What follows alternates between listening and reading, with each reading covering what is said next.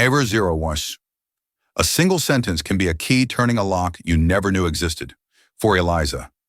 006. Olay, a 24-year-old waitress drowning in her mother's medical bills. That sentence was a simple observation.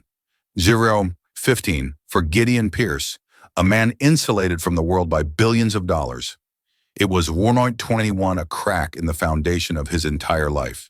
She was just trying to get through 19.26, her shift. He was just another faceless tycoon in a suit. But when she saw the 0.32 ring on his finger, a flicker of a memory became an inferno that would threaten to burn down a century-old 39 dynasty. This isn't a fairy tale. This is the story of how a casual remark in a 45 cheap diner unraveled a web of lies, betrayal, and a secret that one of 51 America's most powerful families thought was buried forever. The fluorescent 56 lights of the corner booth diner hummed a monotonous tune, a sound Eliza Holay, 0103, knew better than her own heartbeat. It was the soundtrack to her life, the sizzle of burgers on the griddle, the 0110 clatter of cheap ceramic plates, the low murmur of conversations that never 0115 seemed to change. At 9:00 p.m. on a Tuesday, the diner was in its nightly 01.22 lull, a brief respite between the dinner rush and the late-night crowd. Eliza 127 leaned against the cool stainless steel counter, rolling her shoulders to work 132 out a knot of exhaustion. Every muscle ached with a fatigue that was more than physical. It was the soul 141 deep weariness of watching her mother Laura slowly fade in a sterile beige 147 hospital room. The bell above the door chimed, pulling Eliza from her thoughts.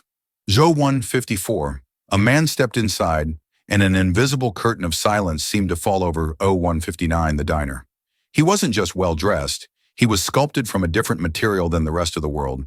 His 0206 suit, a charcoal gray so dark it was nearly black, fit him with the precision 0212 of a surgeon's scalpel. His shoes gleamed even under the diner's grimy 217 lights. He had the kind of quiet, absolute confidence that doesn't need to be announced. It simply is. The few 0225 remaining patrons instinctively lowered their voices. He chose a booth in the corner, sliding onto the cracked vinyl 0232 seat with an economy of motion. Eliza grabbed a menu and a glass of water, her 0238 professional smile pasted on. "Welcome to the corner booth. Can I get you started 0243 with something?" The man didn't look at the menu, his eyes a startlingly clear shade of blue. 0250 met hers for a brief dismissive moment. "Just coffee, Black." His voice was low, 0257 and resonant, a cello in a room of tin whistles. "Coming right up," Eliza said 0303, retreating to the counter. Her friend and fellow waitress, Chloe, sidled up to 0308 her. "Get a load of Mr. Moneybags, thinks he's too good for a menu." $10, says 0316. "He's Gideon Pierce." Eliza frowned as she poured the coffee. "Who?" "Gideon Pierce. Pierce Holdings 0325. International. They own half the downtown skyline. My dad used to be a foreman on one of their 0332 sites before he got laid off. That guy's picture is in the business section every 0338 other week. They say he's ruthless. Turned his family's millions into 0344 billions before he was 30. Eliza glanced over at the man. He was staring out the 0351 window, his profile sharp and severe against the neon-lit street. He looked 0357 less like a businessman and more like a predator resting between hunts. She 0403 picked up the cup and saucer.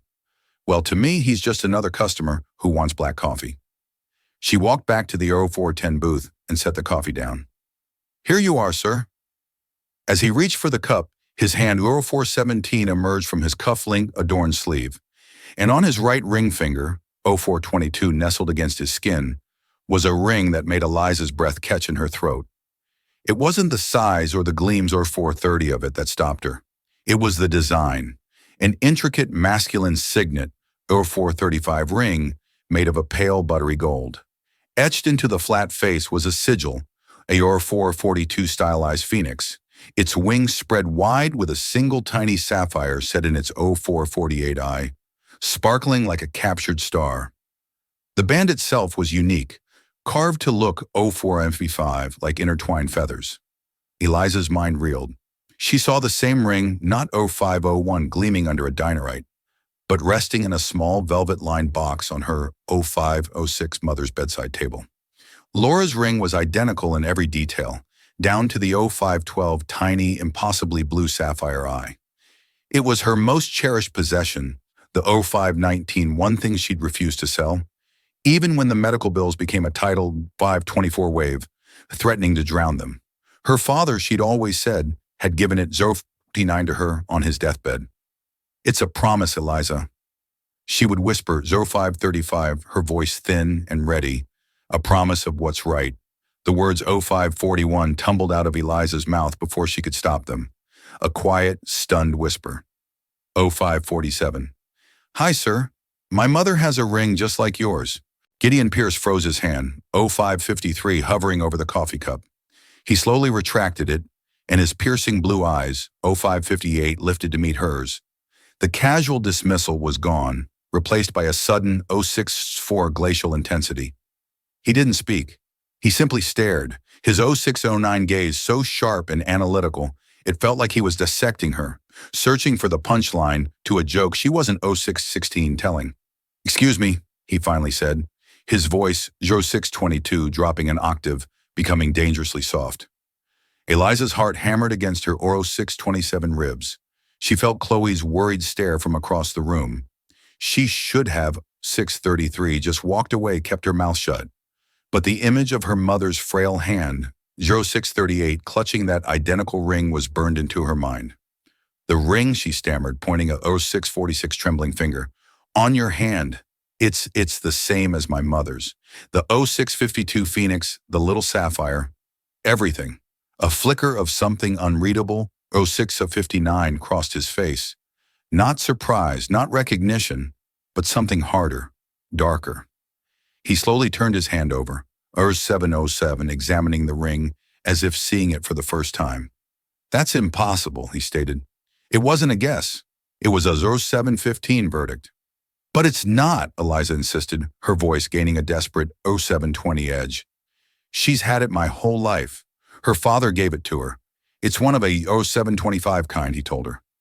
Gideon Pierce placed his hand flat on the table, the ring, a 0732 silent golden accusation. His gaze was cold steel.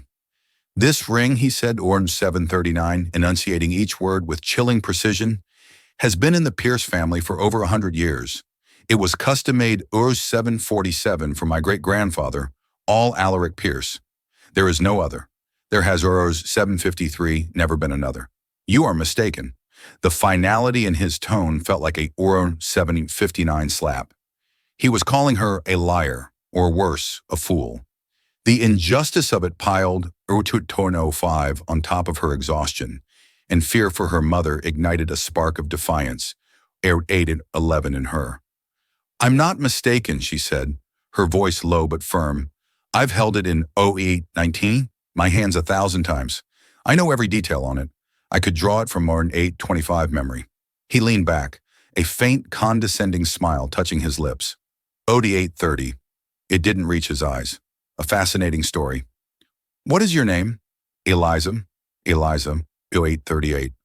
"Hole."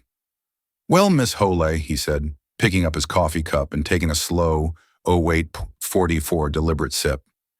"Your mother's either a liar or a thief, because the only way 0850 she has a ring like this is if it's the one that was stolen from my family 55 years ago." He set the cup down with a soft click. The sound echoed in the 0902 sudden silence of Eliza's world. Stolen. The word hung in the air, thick and 0908 poisonous. Her mother, the gentlest, most honest person she knew, a thief. 0914. The accusation was so absurd, so vile, it was like being told the sun rose in 0920 the West. Gideon Pierce reached into his suit jacket, pulled out a slim leather 0925 wallet, and extracted 3 $100 bills, placing them on the table. It was more 0932 than she made in 2 shifts. It was an insult, a dismissal for the coffee, and 0938 your time, he said, his eyes already looking past her toward the door. His 0943 stood up, the power of his presence filling the small booth. He was already gone, moving on, leaving her in the 0950 wreckage of his words. As he walked toward the exit, Eliza found her voice. 0956. She's not a thief. He paused at the door, his back to her. He didn't turn 10:02 around, but his voice carried clearly across the quiet diner. 10:07, then prove it. The bell chimed again, and he was gone, leaving Eliza standing 10:13 in the middle of the corner booth, her heart pounding, the hum of the lights now sounding like a scream. The 3 10-20 crisp bills on the table felt like blood money. She hadn't just served coffee to 1026, a billionaire.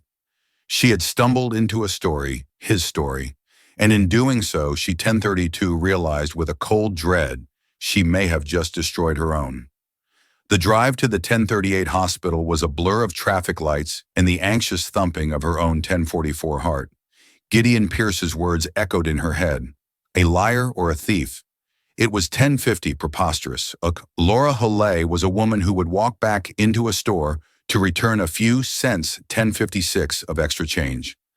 The accusation was a poison dart, and Eliza felt its venom 1102 spreading through her. She found her mother sleeping, her face pale and sunken against the pristine white of the 1109 hospital pillow. The ever-present beep of the cardiac monitor was a fragile 1114 rhythmic reassurance. On the small bedside table next to a glass of water and a well-worn book of 1121 poetry sat the small, dark blue velvet box. With trembling hands, Eliza picked 1128 it up. The velvet was worn smooth in places. She opened the lid. There at 1134 was the pale gold ring catching the low light from the hallway, the phoenix with 1140, its proud spread wings, and the eye a tiny sapphire that seemed to hold a 1146 universe of secrets. It was identical. There was no question. 1151. Eliza, honey, is that you? Laura's voice was weak, raspy. Eliza quickly shut the 1157 box and turned, forcing a smile. Hey, Mom, I didn't mean to wake you. Your 12:03 late rough shift. Laura's eyes, though clouded with illness, were still sharp, still full of 1210, a fierce love that had been Eliza's anchor her entire life. The usual. Eliza 1218 couldn't bring herself to tell the truth. How could she voice such a monstrous accusation to this frail 1225 woman? How are you feeling? Like I've been run over by a very slow, very 1231 expensive truck, Laura said with a weak smile. The doctors were in. More talk 1238 of options. It all sounds the same. She shifted in the bed, wincing, and her 1244 eyes fell on the box in Eliza's hand. Her expression changed. The weariness, 1250, was replaced by a familiar, guarded look. You were looking at the ring. 1257. Eliza hesitated. I was just thinking about it, about Dad. 1305, Laura's hand, thin and crisscrossed with blue veins, reached out and she patted 1310, the mattress beside her. Eliza sat down. Your grandfather, Laura corrected 1315 gently, as she always did. It was my father who gave it to me, not 1321 yours. Eliza's father had been a good man, a mechanic who died in a workshop accident 1328 when she was 10, leaving behind nothing but debts and happy memories. The ring 1334 predated him. Right, Granddad, Eliza said, her mind racing. Mom, tell me 1341 about him again. About the ring? Laura's gaze drifted to the window to the dark sky outside. 1349. There's not much to tell that you haven't heard. My father Owen was a quiet man, a brilliant man, an engineer. 1357. He worked for a big corporation back east. He said the ring was payment for a 1402 promise, a promise that was broken by powerful men. What kind of promise? 14:8, Eliza pressed, trying to keep her voice casual. He never said, only that it was 1414, about recognizing what was right. He made me swear to never sell it to keep it safe. He said, one day it might be 1421, the only proof we have. Proof of what? A flicker of fear, real and raw, crossed 1428. Laura's face. She looked at Eliza, her eyes pleading. Leave it be, Eliza. It's 1433, an old story, a sad story. It has nothing to do with us anymore. Some 1439 doors are best left closed. But Mom, what if someone else has a reason to 1445 open that door? The words were out before she could stop them. Laura's grip 1450 on her hand tightened. What do you mean? What happened? Eliza 1456 saw the spike on the heart monitor and cursed herself. Nothing. It's nothing. 1502, just a stupid thing at work. She couldn't burden her mother with this. 1507, not now. She needed to protect her. But the seed of doubt had been planted. A 1514 promise that was broken by powerful men. Who were they? And what did any of it, 1520, have to do with Gideon Pierce? 1527, miles away in a penthouse apartment that seemed to float above the city, Gideon 1532. Pierce stood before a floor-to-ceiling window. The city lights spread out below 1538, him like a carpet of scattered diamonds. He held a glass of scotch, the amber 1544 liquid untouched. He hadn't been able to shake the encounter at the diner. The 1549 girl, Eliza Holay, her wide, honest eyes, her absolute certainty. My mother, 1556, has a ring just like yours. It was ludicrous, and yet he walked over to a 1603 heavy mahogany desk and switched on a green-shaded lamp. From a locked drawer, 1609, he retrieved a leather-bound folio, the Pierce Family Archives.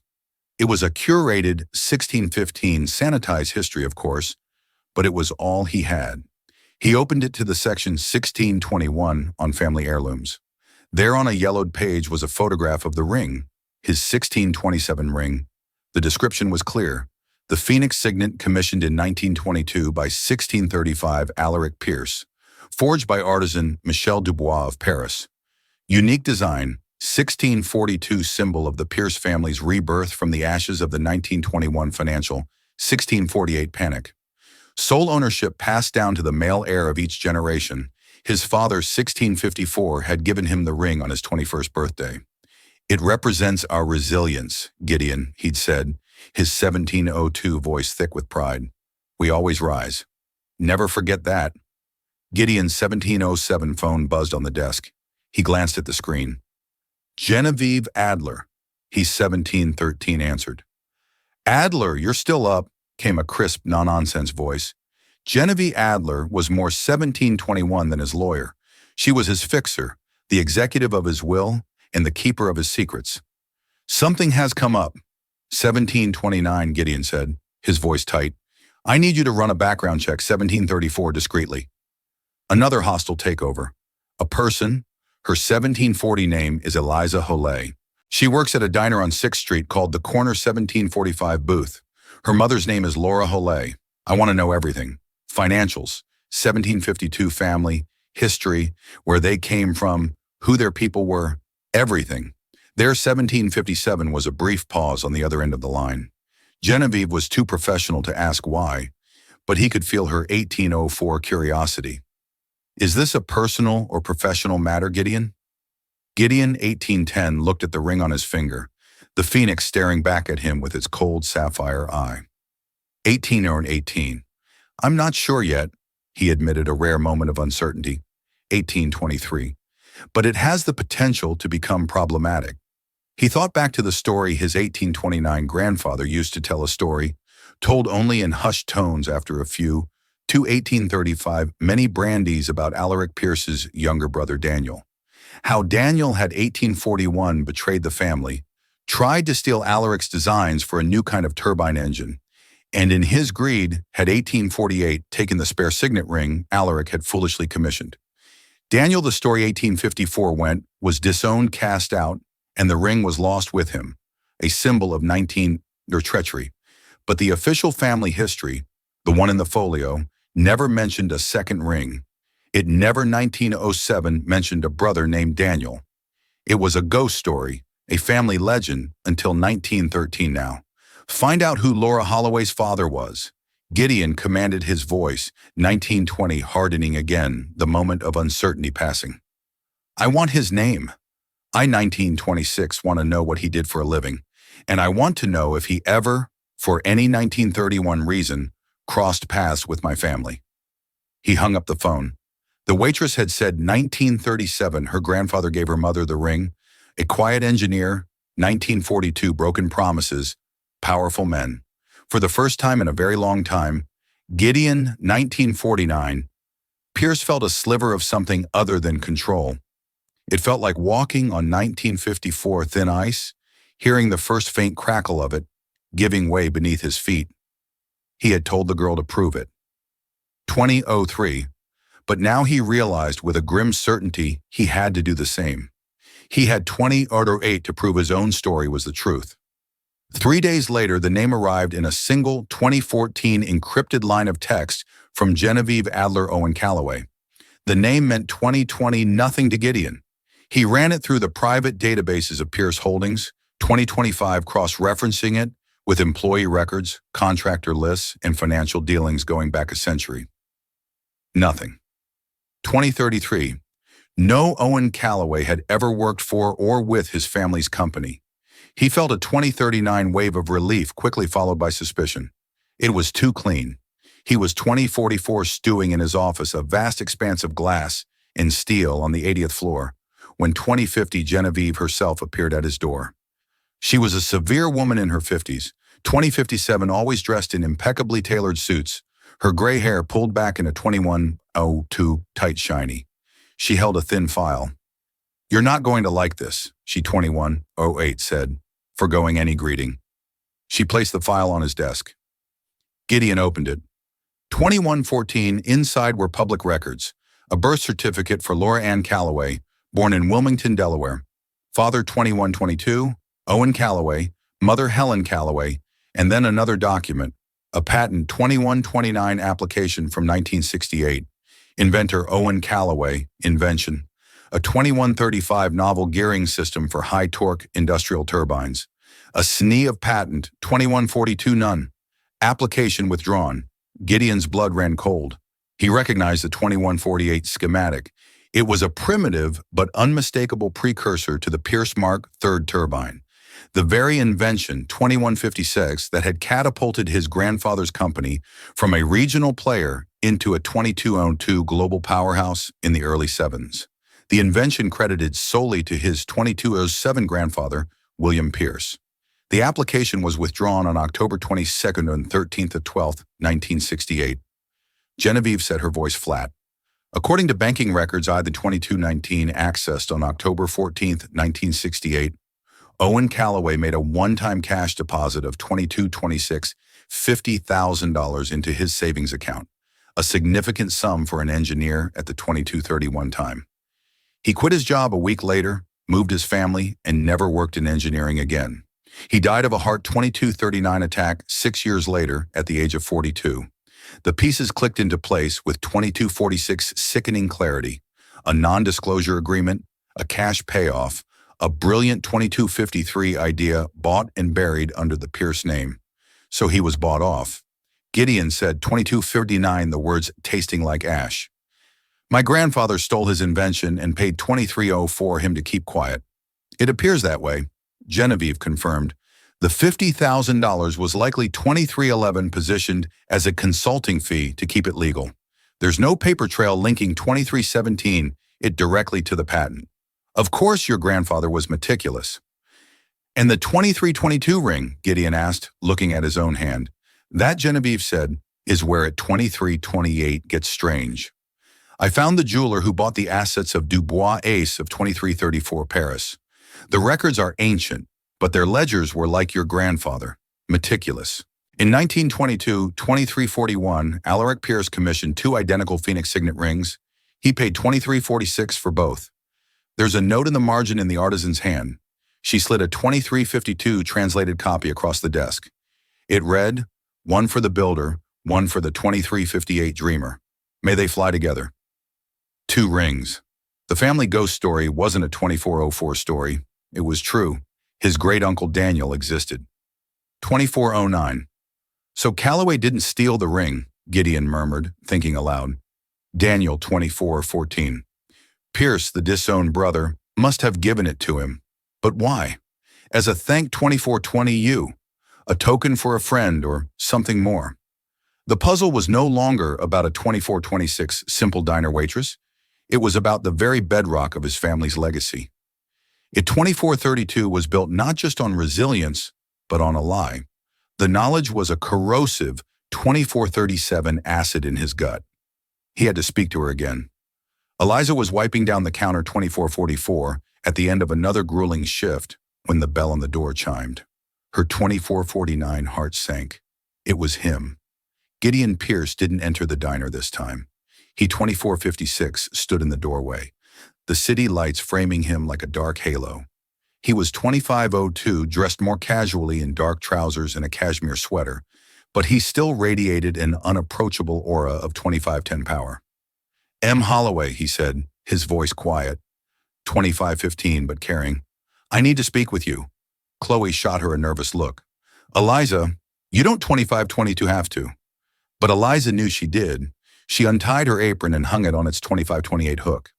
It's okay, I'll be right back. She stepped out into the cool night air. The 2536 street was loud with the sounds of the city, a stark contrast to the tense silence that fell between them. Your 2543 mother's father? Gideon began, getting straight to the point. His name was Owen 2548. Calloway, it wasn't a question. Eliza flinched. How did he know that? Yes.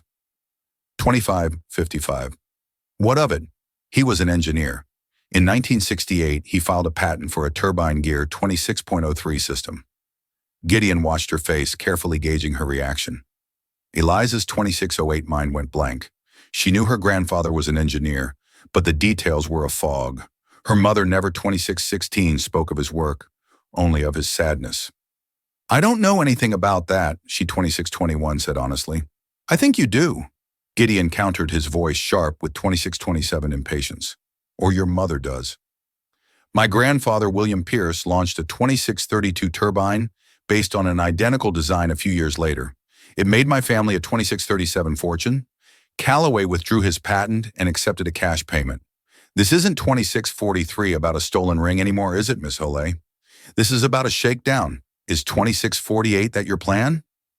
Use this old story to leverage a payday for your mother's medical bills. The accusation was so 2656 cynical, so cruel, it knocked the air from her lungs. Tears of pure rage and 2703 frustration sprang to her eyes. How dare you, she whispered, her voice 2709 shaking. You stand there in your 1,000 sweater looking down on us. My 2714 mother is fighting for her life. You think this is about money? This is about her honor. The honor of a man you just 2722 admitted your family probably robbed. For the first time, Gideon looked taken back. He saw not a schemer, but a 2730 daughter pushed to her breaking point. My grandfather told my mother that ring 2736 was proof, Eliza continued, her voice rising. Proof that he was wronged. He 2742 didn't take a payoff. He was threatened. Forced to sign away his life's work to 2747, protect his family from men like your grandfather. That money wasn't a payment. It was hush 2753 money to ensure he never spoke of it again. She was channeling her mother's 2760 long-held, unspoken pain. The words felt true, solid, righteous. Gideon was silent 2807 for a long moment, the sounds of the city rushing in to fill the space between them. His own certainty was 2814 eroding, replaced by the disquing possibility that the Waitress's version of the story, a tale of threats and 28.22 coercion, was closer to the truth than the sanitized version of a simple business transaction he had constructed. 2830. There were 2 rings, he said, his voice losing its hard edge. My 2836. Great-grandfather had 2 made, one for him and one for his brother Daniel. The 2843 family story is that Daniel was a traitor who was cast out. He looked at 2849, her, his blue eyes searching her face. Was your grandfather friends with a man, 2854, named Daniel Pierce? Eliza stared at him, bewildered. Daniel Pierce? I've 2860, never heard that name in my life. They were at an impasse. 2 families, 2 2905 rings, and 2 completely different histories that intersected at a single 2910 disputed point in the past. One story of a clean, if ruthless, business deal, 2917, another of theft and intimidation. And at the center of it all, a ghost 2922 named Daniel Pierce, and a ring that was supposed to be a promise. My mother has 2929, the ring, Eliza said, her resolve hardening. You have your story. I have 2934, mine, and I'm going to find out which one is true. Gideon gave a single sharp nod. 2942. The condescension was gone, replaced by a grudging respect. So am I. He turned 2948 and walked away, disappearing into the city's shadows, leaving Eliza with the chilling realization that their quest 2955 for the truth was now inextricably and dangerously linked. The confrontation 3001 with Gideon Pierce left Eliza shaken but resolute. She had defended her family's 3006 honor, but his questions echoed in her mind. Daniel Pierce. 30-13. The name was a blank slate. She returned to the hospital the next 30-18 day with a new sense of urgency. She found Laura sitting up, looking a 3024, little stronger than the day before. The poetry book was open on her lap. Mom, 3030. Eliza began pulling a chair close. We need to talk for real this time. No more 3036 secrets? Laura sighed a long, weary sound and closed the book. I knew this day would 3043 come. Seeing you with the box, I knew you wouldn't let it go. She looked at 3049, her daughter, her eyes full of a deep, ancient sorrow. 3054. What did he say to you? He? Eliza asked, feigning ignorance. Don't play coy, 3101. Eliza, the man from the diner. You think a man like Gideon Pierce makes a scene, 3108, and it doesn't get noticed, Chloe called me. She was worried sick. Eliza's 3114 shoulders slumped. He found me. He knows about Granddad Owen. He thinks we're trying to, 3121, blackmail him. He thinks Granddad sold his invention to the Pierce family. 3128. Laura's expression hardened. Sold it? Is that what they call it? She 3133 scoffed a bitter rattling sound. Your grandfather was a genius, Eliza. A 3139 gentle, trusting soul who thought the world worked on merit and good faith. He 3144 was working at a large firm, a competitor to Pierce Industries at the time. He developed his turbine gearing 3151 system on his own time. It was his masterpiece. She paused, her gaze distant, lost in 3159 the memory. He made the mistake of mentioning it to a colleague trusting him. That colleague left the company 23210 6 months later for a senior position at Pierce Industries. 6 months after that, your grandfather 3214 received a visit from two men. They weren't lawyers. They were persuaders. 3220. They worked for William Pierce. The sterile hospital room suddenly felt cold. 3227. What did they do? Eliza whispered. They didn't lay a hand on him, Laura 3233 said, her voice dropping. They were smarter than that. They laid out photographs on our kitchen table. 3240, pictures of me playing in the schoolyard. Pictures of your grandmother leaving the 3245 grocery store. They told him what a beautiful family he had, and they told 3252 him. It would be a shame if something were to happen to them. Then they put a stack of papers in front of him, a 3258 non-disclosure agreement and a contract assigning all rights to his invention to 3304, a shell corporation owned by Pierce Industries, and an envelope full of cash. 3312. The story was uglier than Eliza could have imagined. This wasn't business. It was gangster tactics. 3319. He signed everything. Laura continued, her voice trembling. What choice did 3324 have? He took the money because refusing it would have been an act of defiance, and he was too scared to defy 3332 them. We moved a week later. He was a broken man, Eliza. They didn't just 3339 steal his work. They stole his soul. He died 6 years later. But the truth is, 3345, they killed him that day in our kitchen. Tears streamed down Eliza's face. She, 3351, finally understood the deep well of sadness in her mother, the fear behind her warnings. 3357. But the ring, Mom, Eliza pressed gently. Where does the ring come into it? Who 3404 is Daniel Pierce? Laura flinched at the name, a genuine 3409 startled reaction. Where did you hear that name? Gideon told me. He said his 3414 great-grandfather had 2 rings made, one for himself and one for his brother, 3420. Daniel, who was disowned. Laura was silent for a full minute, her 3425 brow furrowed in concentration. Daniel Owen never said the name Pierce. 3432. He only ever called him my friend, his only friend in that terrible time. 3438. She began to recount a different part of the story, one she'd never shared. After 3444, Owen was forced out. He fell into a deep depression, but one man sought him out. 3451. A man who introduced himself only as Daniel.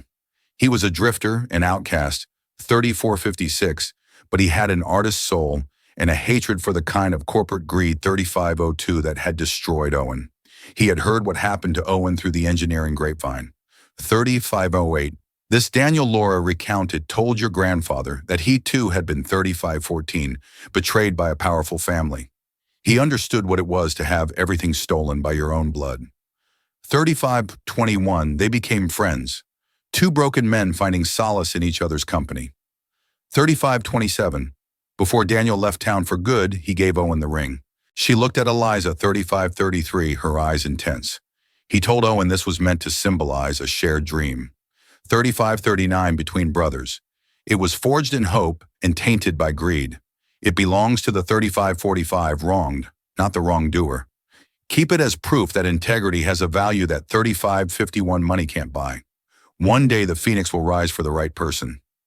Owen, 3558, cherished that ring more than the invention itself. It was a symbol that he wasn't alone in his suffering. So 36.5, Daniel Pierce wasn't a traitor. He was another victim, and he had given the ring his own birthright to another 3613 wrong man as an act of solidarity. The story was so much more profound, so much 3620 more tragic than Gideon's cold family ledger. 3626. At the same time, Gideon was in his family's ancestral home, a sprawling 3631 stone estate, an hour outside the city. He rarely came here. It felt more like a 3637 museum than a home filled with portraits of stern-faced ancestors. 3643. In the library, a room paneled in dark wood that smelled of old paper and 3648 polish, he met his cousin, Robert Pierce. Robert was a few years older, with a practiced smile and the easy 3655 charm of a man who had never worked a day in his life. He managed the family's 3701 charitable foundation, a role that required him to attend galas and cut ribbons. Gideon, to what do we owe the 3709 honor? Robert said, pouring 2 glasses of brandy, tired of the concrete jungle. 3716. I'm looking for information. Robert, Gideon said, cutting to the 3721 chase about great-uncle Daniel. Robert's smile faltered for a fraction of a 3727 second. Daniel, the black sheep, that old ghost story, what's gotten into you? 3735. I have reason to believe the story is true and I need to know the details. The real details, not the sanitized 3742 version. Robert swirled the brandy in his snifter, suddenly looking 37.47 thoughtful. Well, you know the legend.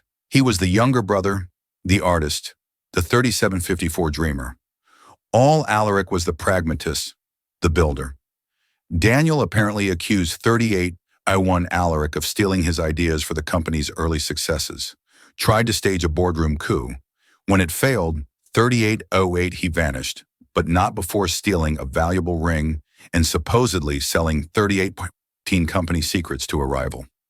Robert sighed dramatically, a classic tale of 3820 sibling rivalry and betrayal. It's why the line of succession has always been 3826, so rigidly defined, to prevent another Daniel. This was the story Gideon had always 3832 known. But hearing it now, it felt thin theatrical, a convenient narrative to 3839 justify Alaric's consolidation of power. And you believe that? Gideon 3845 asked. Why shouldn't I? It's our history, Robert said with a shrug. 3851. It's a bit dramatic, sure, but it explains why the family closed ranks. 3856. Why Grandpa William was so aggressive in his business dealings? He was protecting the family legacy from vultures from 3903, another betrayal. He leaned forward, his voice conspiratorial. Why the sudden interest? Did one of his 3910 descendants crawl out of the woodwork looking for a handout? The question was casual, but the look in Robert's eyes, 3918, was sharp probing. Gideon felt a sudden instinctual distrust.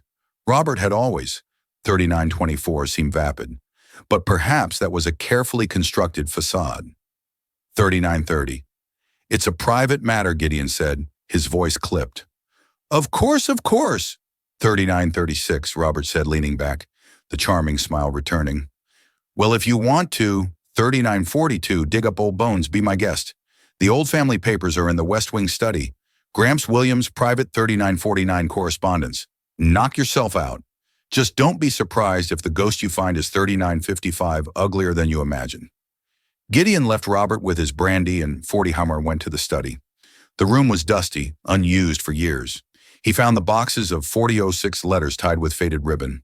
For hours he sorted through them, reading his grandfather's elegant cursive 4013 script.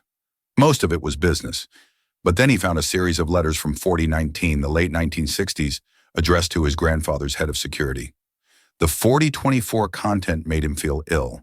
There were updates on the surveillance of a man named Owen Calloway, reports on his 4031 daughter's school schedule, his wife's daily routine, and then a final chilling 4037 memo.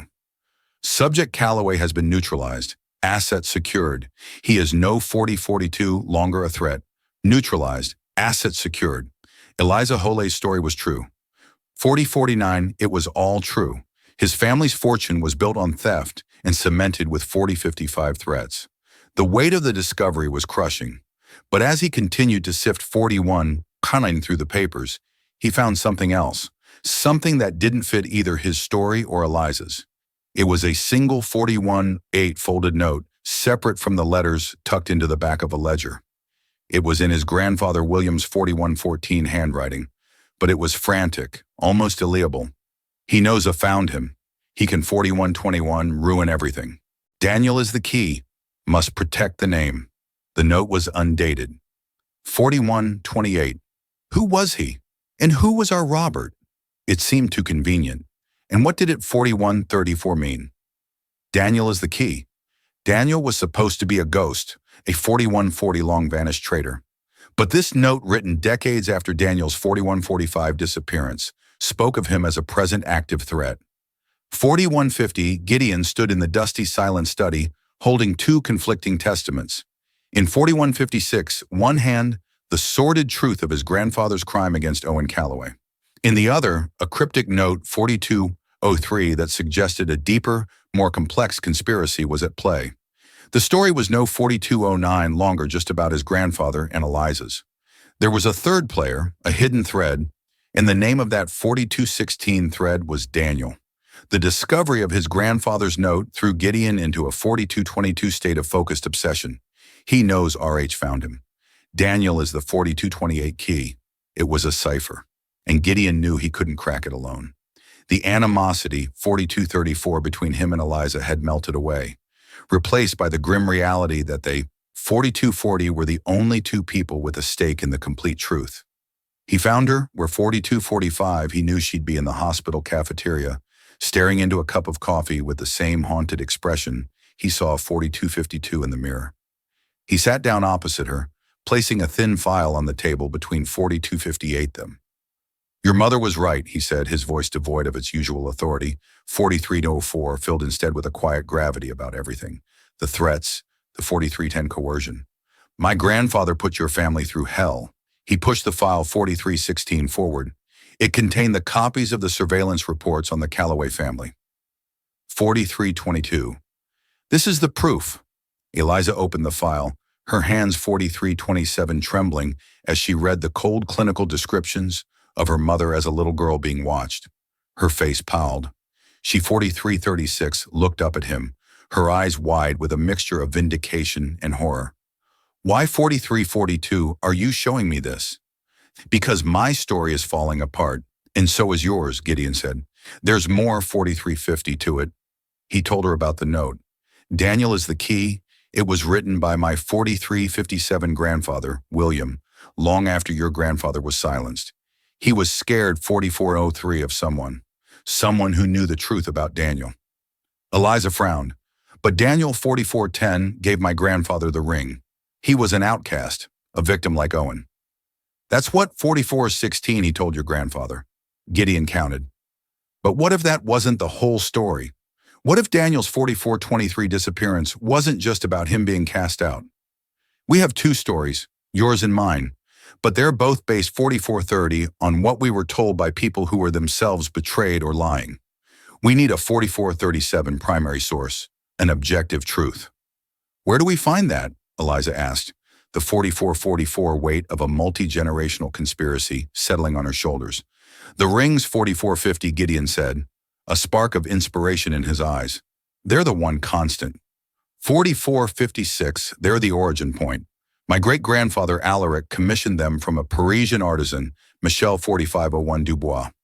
The business is gone, but I found the firm that acquired its assets, 4507, and more importantly, its records, the ledgers, 4512 in Paris. Eliza's heart sank. That was a world away.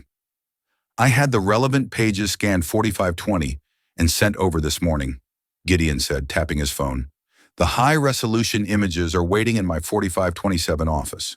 I need another set of eyes. Your eyes. You know your ring better than 4532. Anyone.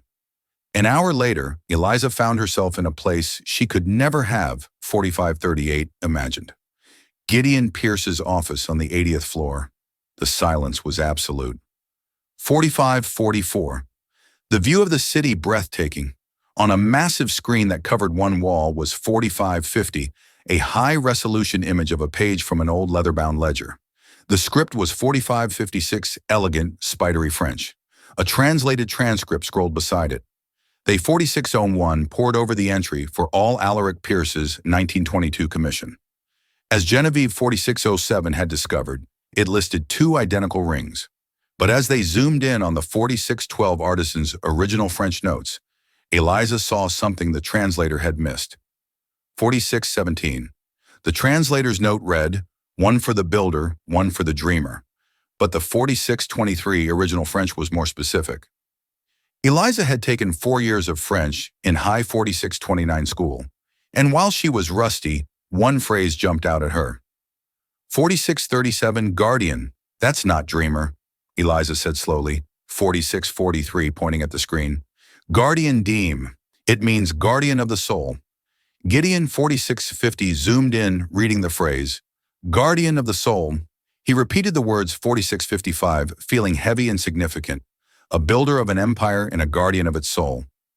4702. It wasn't a rivalry. It was meant to be a partnership, a balance. 4707. This changed everything. All Alaric and Daniel weren't meant to be competitors. They were meant to be two halves of a 4714 whole. The story of Daniel's betrayal was a complete fabrication. As they, 4719, scanned further down the page, Gideon noticed a small annotation next to the 4724 entry, added in a different hand and with different ink. It was dated 1945. 4732. What's this? He murmured, enlarging the note. The French was spidery and 4737, difficult to read. Reçu Daniel Pierce. The note began. Received 4744, a letter from Mr. Daniel Pierce. Gideon translated haltingly.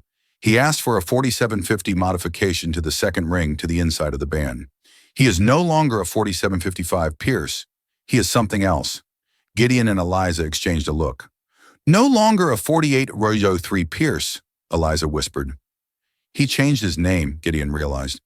When he was 4808 cast out, he abandoned the family name entirely. The note continued. Irel 4816 Owen. He asked me to inscribe a name. Gideon read his voice, catching the name 4824. Owen. Eliza gasped, her hand flying to her mouth. 4829. Owen, my grandfather's name? But this was in 1945. 4835. My grandfather wouldn't have met Daniel for another 20 years. It's not your grandfather's name, Gideon said, a 4842 sudden shocking realization dawning on him. He typed furiously on his keyboard. 4848, pulling up his family's genealogy records, going back further than he ever had before. His fingers flew, his mind 4856 racing. He found his great-grandfather, All Alaric Pierce, then his 4901 great-grandmother, Beatrice, and then he found her family tree. Her maiden 4907 name was Beaumont, and her father, Alaric's father-in-law, his name was 4912. Owen Beaumont, a wealthy shipping magnate who had bankrolled Alaric's early 4918 ventures, who had died in 1944. The truth hit them both like a physical 4923 blow. The inscription wasn't for Eliza's grandfather. It was a memorial. 4930. The ring, Eliza breathed, piecing it together. The ring wasn't for two 4935 brothers to share. It was for a father and son, All Alaric Pierce and his son, 4942, William, my grandfather. No, Gideon set his eyes wide with the horrifying 4948 clarity of the truth. All Alaric didn't have a son named William in 1922. His 4954 son William was born in 1925. In 1922, Alaric Pierce had one child, a son born 5001 in 1905, his firstborn son. He clicked one last time, and a black and white 5007 photograph filled the screen. It was a formal portrait of two young men, both 5013 handsome and proud. One was clearly a young, All Alaric Pierce. The other, the 5020 dreamer, the guardian of the soul, was his brother. Underneath the photograph, 5025, was the caption, Alaric and Daniel Pierce, 1921. And beneath that, in the official 5032 genealogical record, was the final devastating piece of the puzzle. The 5037 entry for Daniel Pierce listed his full name, Daniel Owen Pierce. 5044, Daniel was the Owen the ring was inscribed for. It wasn't a memorial to 5049, his father-in-law. He was reclaiming his middle name, the only part of his 5055 identity his brother couldn't take from him. The twist was so profound, so 51 complete, that the room fell silent. The entire family history was a lie. Daniel 5108 wasn't the younger brother. Based on his birth year, he was the older brother. He 5113 should have been the heir. All Alaric was the younger son, the builder. And 5119, William Pierce, Gideon's grandfather, wasn't Alaric's only son. He was the 5124 second son. Daniel was All Alaric's firstborn. No, wait. Gideon looked at the birth dates again. Daniel, born 5132, 1905. William, born 1925. That couldn't be right. They weren't brothers. Alaric, 5139, and Daniel were brothers. But William wasn't Daniel's brother. He was 5145, his nephew. The story they'd been chasing was wrong. The players were 5150 wrong. Eliza's grandfather hadn't met a random outcast. He had met Daniel Owen, 5156, Pierce, the true disinherited heir to the Pierce fortune, and Daniel hadn't 5201 given him a token of solidarity. He had given him the ring, his own ring, 5206, inscribed with his own name for safekeeping.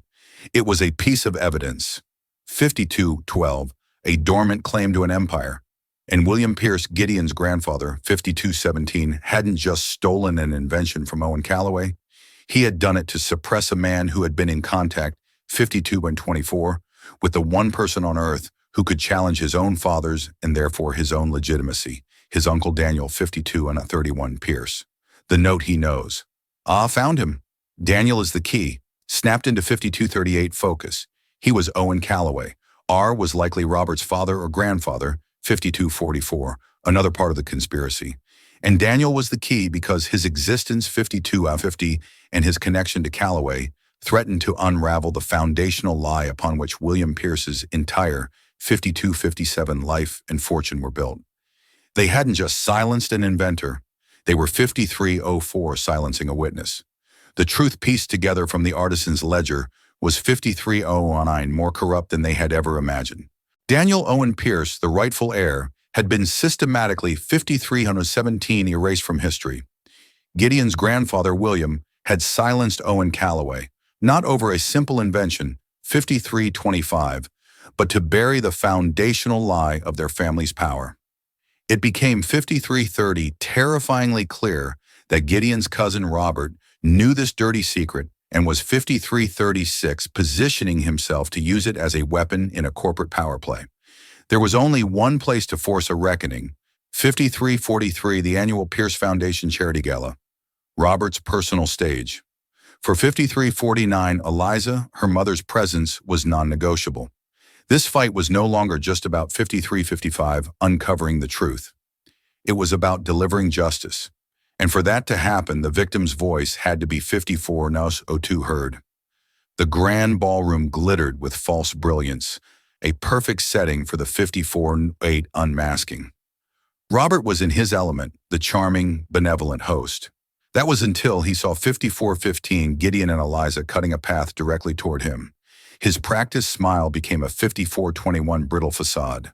Robert Gideon began his voice low and 5427 cold, cutting through the pleasantries.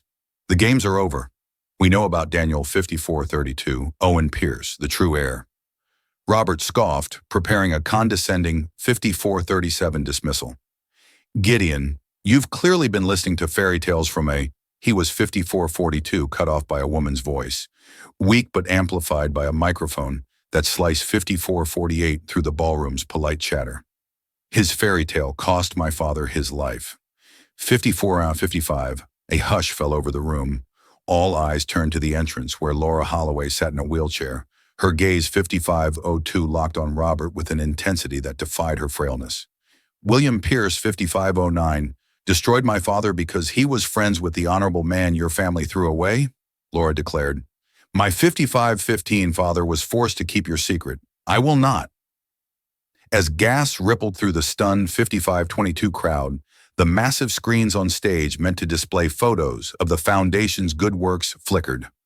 Eliza 5529 held up her phone, and the damning image from the Parisian Ledger filled the screens for all to see. The entry 5536 detailing the commission for 2 rings and the name to be inscribed within the second Owen. Trapped, Robert stared from 5544, Laura's accusing face to the irrefutable proof on the screens. He was cornered by 5550, a ghost from the past and evidence set in stone. Gideon stepped forward, his 5556 voice ringing with chilling authority. My family's legacy is built on a lie. 5602, he announced to the captive audience. A lie my grandfather silenced a man to 5609 protect, and a lie my cousin, he turned, pinning Robert with a glare, planned to 56.14 use for his own personal gain. The public accusation pushed Robert over 5620 the edge. His carefully constructed composure shattered into pure, unrestrained rage. You fool, Gideon! 5630, he hissed, forgetting the live microphone just inches from his mouth. I was trying to protect us. I knew the 5636 truth, and I kept it buried. You and your pathetic little waitress have ruined everything. 5643.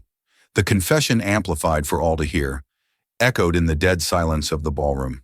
In a single 5649 self-incriminating breath, Robert had confirmed a century of corruption, and 5654 authored his own spectacular downfall. He stood alone, exposed under the 57 glittering chandeliers, the king of a corrupt castle that had just crumbled to dust around him. The aftermath of the 5708 gala was a whirlwind of headlines and resignations. The Pierce dynasty was shaken, but in the ensuing quiet, it was 5716 being reborn, not broken. Weeks later, in a sun-drenched private hospital suite, 5723, a fragile peace had settled. Laura Holloway, looking out over a green garden, had a light in her eyes that 5730, Eliza hadn't seen in years. The weight of a lifetime of secrets had finally, 5736, been lifted. Gideon Pierce entered the room quietly, no longer an untouchable 5741 tycoon, but a man humbled by the truth. He didn't offer empty apologies. 5747. Instead, he placed a leather-bound document on the table beside Laura's bed. 5753. The Daniel Owen Pierce Foundation, he said, his voice steady and sincere. 5760. It will exist to fund the independent inventors and artists my family tried to crush. A significant portion of my 5807 family's fortune will serve as its endowment with the estate of Owen Calloway as its first honorary 5814 beneficiary. Tears welled in Eliza's eyes. It was more than restitution, it was justice. 5822 forged into a new legacy. Laura simply reached out and placed her 5827 hand over Gideon's. "You have honored him," she whispered. 5833. "You have honored them all." Gideon then looked at Eliza, pulling his own Phoenix 5838 ring from his finger and placing it next to the one that had started it all. The two rings, twin flames of pale gold, lay 5847 side by side, finally reunited. "One for the builder, one for the guardian," he 5854 said, his gaze locking with hers. "I can rebuild the company, but it has been 5859 missing its soul for a century. Help me bring it back, Eliza." It was an offer, 59 and 05, not of money or power, but of purpose. Looking at the two ring symbols of a 5911 promise, finally kept Eliza saw a clear path forward. "Yes," she said, her voice 5917 firm and her heart full. "Let's give them a legacy to believe in." A single 5923 sentence in a late-night diner set in motion a chain of events that rewrote 5928 history. Eliza Holay, a waitress who fought for her mother's honor, proved 5934 that the truth, no matter how deeply buried, has a power that no fortune can, 5940, suppress.